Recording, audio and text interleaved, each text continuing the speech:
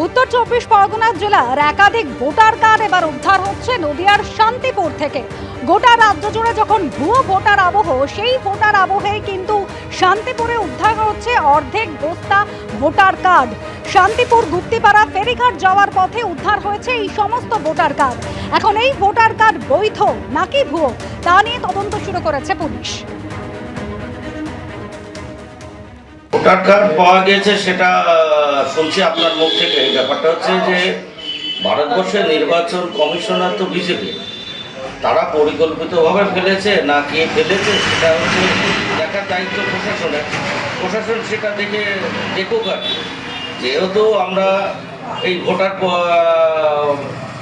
Card প্রসঙ্গে আমাদের মুখ্যমন্ত্রী মমতা ব্যানার্জি যেটা বলেছেন, অভিষেক ব্যানার্জি যেটা বলেছেন যে সারা পশ্চিমবাংলায় এখানে বাড়ি গুজরাটের লোকের ভোট এখানে হয়েছে, যে জায়গার দিক থেকে আমাদের দলীয় নেত্রীর নির্দেশে আমরা বাড়ি বাড়ি ঘুরে ভোটার কার্ডের ব্যাপারটা আমরা দেখভাল করছি, যেখানে অন্য কারো নাম আছে না ফলস ভোট আছে সেই ব্যাপারটা।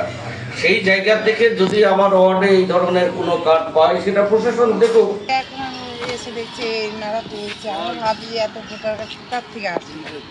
ঠিকানা সব বুঝতে পারছেন নাকি?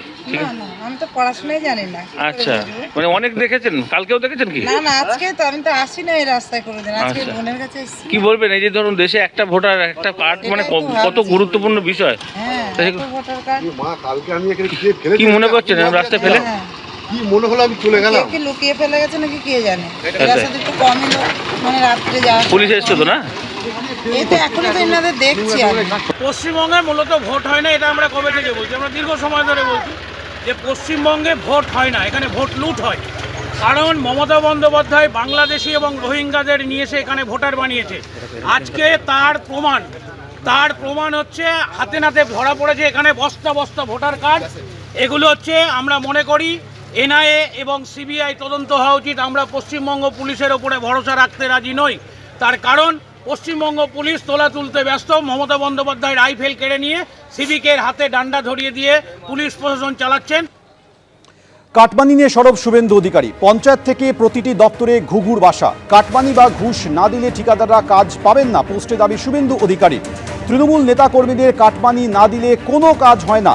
গলসি 1 নম্বর ব্লকের মানকর গ্রাম পঞ্চায়েত প্রধান ডালিয়া লাহা সরকারি জল প্রকল্পে বৈদ্যুতিক ভূগর্ভস্থ পাম্প বসাতে 10% কাটমানি দাবি করেন।